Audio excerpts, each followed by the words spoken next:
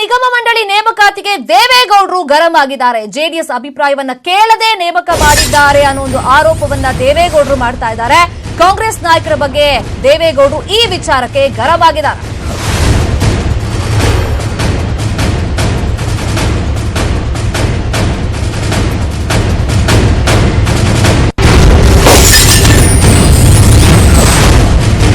CM HDK ಬಳಿ ದೇವೇಗೌಡರು ಅಸಮಾಧಾನವನ್ನ ತೋಡ್ಕೊಂಡಿದ್ದಾರೆ. ನಿಗಮ ಮಂಡಳಿ ನೇಮಕಾತಿಯಲ್ಲಿ ಕಾಂಗ್ರೆಸ್ ಅವರು ನಮ್ಮ ಅಭಿಪ್ರಾಯವನ್ನ ಕೇಳಿಲ್ಲ, ಕಾಂಗ್ರೆಸ್ ಏಕಪಕ್ಷೀಯವಾಗಿ ತೀರ್ಮಾನವನ್ನ ಕೈಗೊಂಡಿದೆ, ಕಾಂಗ್ರೆಸ್ ನಾಯಕರ ಜೊತೆ ಮಾತಾಡಿ ಅಂತ ಸಿಎಂಗೆ ದೇವೇಗೌಡರು ಸೂಚನೆ ಕೂಡ ಕೊಟ್ಟಿದ್ದಾರೆ ಅಂತ ಹೇಳಲಾಗಿದೆ. ಜೆಡಿಎಸ್ ಅಭಿಪ್ರಾಯವನ್ನ ಕೇಳದೆ ಇವರು ನೇಮಕ ಮಾಡಿದ್ದಾರೆ ಅಂತ ದೇವೇಗೌಡರು ಗರಂ ಆಗಿದ್ದಾರೆ. ಸಿಎಂ ಎಚ್ಡಿಕೆ ಬಳಿ ತಮ್ಮ ಅಸಮಾಧಾನವನ್ನ ಅವರು ಹೇಳ್ಕೊಂಡಿದ್ದಾರೆ.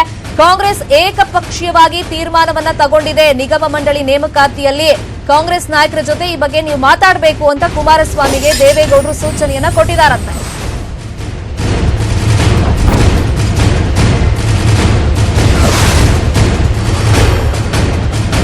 ಈ ಬಗ್ಗೆ ಮತ್ತಷ್ಟು ಇನ್ಫಾರ್ಮೇಶನ್ ಕೊಡ್ತಾರೆ. ಫೋನ್ ಸಂಪರ್ಕದಲ್ಲಿ ಜಾಯ್ನ್ ಆಗಿರುವಂತಹ ನಮ್ಮ ರಿಪೋರ್ಟರ್ ಜನಾರ್ದನ್ ಹೆಬ್ಬಾರ್. ಜನಾರ್ದನ್ ಹೆಬ್ಬಾರ್, ಏಕಪಕ್ಷೀಯವಾಗಿ ನಿಗಮ ಮಂಡಳಿ ನೇಮಕಾತಿಯನ್ನ ಕಾಂಗ್ರೆಸ್ ಮಾಡಿದೆ ಅಂತ ದೇವೇಗೌಡರು ಈಗ ಗರಂ ಆಗಿರೋದು. ಈಗ ಏನೆಲ್ಲ ಸೂಚನೆ ಕೊಟ್ಟಿದ್ದಾರೆ ಕುಮಾರಸ್ವಾಮಿ ಅವರಿಗೆ ದೇವೇಗೌಡರು?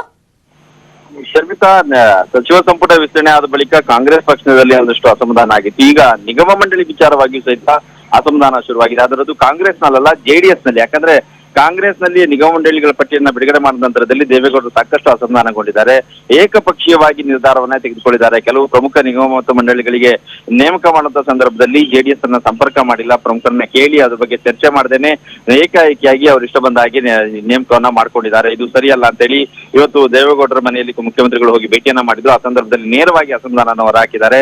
ಇದು ಸರಿಯಲ್ಲ, ಮೈತ್ರಿ ಧರ್ಮವನ್ನ ಕಾಂಗ್ರೆಸ್ ಪಾಲಿಸ್ತಾ ಇಲ್ಲ, ಇಲ್ಲಿ ತಕ್ಷಣನೇ ಅವರು ಈ ಬಗ್ಗೆ ಮಾತುಕತೆಯನ್ನ ನಡೆಸಬೇಕು ಮತ್ತು ಆಗಿರುವಂತಹ ತಪ್ಪನ್ನ ಸರಿಪಡಿಸ್ಕೊಳ್ಳೋದ್ರ ಬಗ್ಗೆ ಕೂಡ ಯೋಚನೆ ಮಾಡಬೇಕು. ಇಲ್ಲದೆ ಹೋದ ಪಕ್ಷದಲ್ಲಿ ಇದು ಇದೇ ರೀತಿ ಮುಂದುವರೆದ್ರೆ ಕಷ್ಟ ಆಗತ್ತೆ. ಜೆಡಿಎಸ್ ಅನ್ನ ಈ ರೀತಿಯಾಗಿ ಕಡೆಗಣಿಸಿದ್ ಸರಿಯಲ್ಲ. ಸಚಿವ ಸಂಪುಟ ಎಷ್ಟು ಪ್ರಮುಖನೋ ವಿಸ್ತರಣೆ ಎಷ್ಟು ಪ್ರಮುಖವಾಗಿರುತ್ತೋ ನೇಮಕ ವಿಚಾರದಲ್ಲಿ, ಅದೇ ರೀತಿ ನಿಗಮ ಮಂಡಳಿ ಕೂಡ ಬಹಳ ಪ್ರಮುಖವಾಗಿರುತ್ತೆ. ಇಂತಹ ಸಂದರ್ಭದಲ್ಲಿ ಏಕಪಕ್ಷೀಯವಾಗಿ ನಿರ್ಧಾರ ತೆಗೆದುಕೊಳ್ಳೋದಲ್ಲ, ಸಮನ್ವಯ ಸಮಿತಿ ಇದೆ.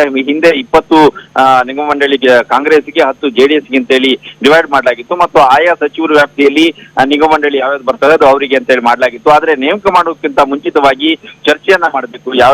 ಯಾರನ್ನ ನೇಮಕ ಮಾಡ್ತಾ ಇದೀವಿ ಮತ್ತು ಯಾವ ಕಾರಣಕ್ಕೆ ನೇಮಕ ಆಗ್ತಾ ಇದೆ ಎಲ್ಲವೂ ಕೂಡ ಚರ್ಚೆ ಆಗ್ಬೇಕು. ಚರ್ಚೆ ಆಗದೇನೆ ಏಕಪಕ್ಷೀಯವಾಗಿ ಈ ರೀತಿ ನಿರ್ಧಾರ ತೆಗೆದುಕೊಂಡ್ರೆ ಹೇಗೆ ಅಂತೇಳಿ ಮುಖ್ಯಮಂತ್ರಿಗಳು ಹೇಳಿದ್ದಾರೆ. ಮುಖ್ಯಮಂತ್ರಿಗಳು ಸಹಿತ ಹೌದು, ಯಾವುದೇ ರೀತಿಯ ಗಮನಕ್ಕೆ ತರದೇನೆ ಅವರು ಏಕಪಕ್ಷೀಯವಾಗಿ ತಾವು ನಿರ್ಧಾರವನ್ನ ತೆಗೆದುಕೊಂಡಿದ್ದಾರೆ, ಸರಿಯಲ್ಲ, ಇದ್ರ ಬಗ್ಗೆ ಮಾತನಾಡ್ತೀನಿ ಅಂತ ಕೂಡ ಹೇಳಿದ್ದಾರೆ. ದೇವೇಗೌಡರು ಕೂಡ ಅತಿ ಶೀಘ್ರದಲ್ಲಿ ಈ ಬಗ್ಗೆ ಮಾತುಕತೆಯನ್ನ ನಡೆಸಿ ಆಗಿರುವಂತಹ ತಪ್ಪನ್ನ ಸರಿಪಡಿಸುವಂತ ಒಂದು ಪ್ರಯತ್ನವನ್ನು ಕೂಡ ಮಾಡಬೇಕು ಅಂತ ಹೇಳಿ ಸೂಚನೆಯನ್ನ ಕೊಟ್ಟಿದ್ದಾರೆ. Sharmita, okay, thank you Janardhan Hebbar ತಮ್ಮೆಲ್ಲ ಇನ್ಫಾರ್ಮೇಶನ್ಗೆ. ಇಷ್ಟೆಲ್ಲ ಭಾಗ್ಯಗಳನ್ನ ಕೊಟ್ಟೆ ನಾನು, ಆದ್ರೂ ಜನ ನನ್ನನ್ನೇ ಸೋಲಿಸ್ಬಿಟ್ರು ಅಂತ ಗೌರಿಬಿದನೂರಲ್ಲಿ ಸಿದ್ದರಾಮಯ್ಯ ತಮ್ಮ ಮನದಾಳವನ್ನ, ತಮ್ಮ ಸೋಲಿನ ಬಗ್ಗೆ ಮತ್ತೊಮ್ಮೆ ಹೇಳ್ಕೊಂಡಿದ್ದಾರೆ. ಇಷ್ಟೆಲ್ಲ ಭಾಗ್ಯಗಳನ್ನ ನಾನು ಜನರಿಗೆ ಅಂತ ಕೊಟ್ಟೆ, ಆದ್ರೆ ಜನ ನನ್ನನ್ನೇ ಸೋಲಿಸ್ಬಿಟ್ರು ಅಂತ ಸಿದ್ದರಾಮಯ್ಯ ಮತ್ತೊಮ್ಮೆ ತಮ್ಮ ಸೋಲಿನ ಬಗ್ಗೆ ಮನದಾಳವನ್ನ ಬೆಚ್ಚಿಟ್ಟಿದ್ದಾರೆ. ಇನ್ನು ಎಲೆಕ್ಷನ್ ಅಲ್ಲಿ ಹಣ ತಗೊಂಡು ಹೆಂಡವನ್ನ ಕೊಡಿದ್ರು ಜನ, ಕೊನೆಗೆ ನಮ್ಮ ವಿರುದ್ಧನೇ ವೋಟ್ ಹಾಕಿದ್ರು ಅಂತ ಕೂಡ ಅವರು ಅಸಮಾಧಾನ ವ್ಯಕ್ತಪಡಿಸಿದ್ದಾರೆ. ತಮ್ಮ ಮನದಾಳವನ್ನ ಹೇಳ್ಕೊಂಡಿದ್ದಾರೆ. ಎಲ್ಲಾ ಜಾತಿಯವರ ಜಯಂತಿ ಮಾಡಿದ್ದೆ ನಾನು, ಎಲ್ಲಾ ಭಾಗ್ಯಗಳನ್ನ ಕೂಡ ಜನಸಾಮಾನ್ಯರಿಗೆ ನಾನು ಕೊಟ್ಟೆ, ಆದ್ರೆ ಜನ ನನ್ನನ್ನೇ ಸೋಲಿಸ್ಬಿಟ್ರು ಅಂತ ಹೇಳಿದ್ರು. ಅದ್ರ ಜೊತೆಗೆ ಈಶ್ವರಪ್ಪ ಅವರ ಹೆಸರನ್ನ ಹೇಳದೆ ಸಿದ್ದರಾಮಯ್ಯ ವ್ಯಂಗ್ಯವಾಡಿದ್ದಾರೆ. ಕೆಲವರು ರಾಜಕೀಯಕ್ಕೆ ರಾಯಣ್ಣ ಹೆಸರನ್ನ ಬಳಕೆ ಮಾಡಿಕೊಂಡಿದ್ದಾರೆ. ರಾಯಣ್ಣ ಬ್ರಿಗೇಡ್ ಎಲ್ಲಿದೆ, ಎಲ್ಲಿ ಹೋಯ್ತು ಅಂತ ಕೂಡ ಪ್ರಶ್ನೆಯನ್ನ ಮಾಡಿದ್ದಾರೆ. ವ್ಯಂಗ್ಯವಾಗಿ ಈ ಪ್ರಶ್ನೆಯನ್ನ ಮಾಡಿದ್ದಾರೆ ಸಿದ್ದರಾಮಯ್ಯ ಅವರು. ಆದ್ರೆ ಇಲ್ಲಿ ಈಶ್ವರಪ್ಪ ಅವರ ಹೆಸರನ್ನ ಅವರು ಹೇಳಿಲ್ಲ, ರಾಯಣ್ಣ ಹೆಸರು ಬಳಕೆ ಮಾಡ್ಕೊಂಡಿದ್ದಾರೆ ಕೆಲವರು ರಾಜಕೀಯಕ್ಕೋಸ್ಕರ. ರಾಯಣ್ಣ ಬ್ರಿಗೇಡ್ ಎಲ್ಲಿದೆ, ಎಲ್ಲಿ ಹೋಯ್ತು ಅನ್ನೋ ಪ್ರಶ್ನೆಯನ್ನ ಕೂಡ ಮಾಡಿದ್ದಾರೆ. ವ್ಯಂಗ್ಯವಾಗಿ ಈ ಪ್ರಶ್ನೆಯನ್ನ ಈಶ್ವರಪ್ಪ ಅವರ ಹೆಸರನ್ನ ಹೇಳ್ದೆ ಅವರು ಮಾಡಿರೋದು.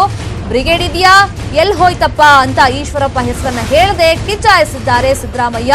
ತನ್ನ ಸೋಲಿನ ಕುರಿತು ಕೂಡ ಸಿದ್ದರಾಮಯ್ಯ ಅವರು ಇವತ್ತು ಮತ್ತೊಮ್ಮೆ ಬೇಸರವನ್ನ ವ್ಯಕ್ತಪಡಿಸಿದ್ದಾರೆ.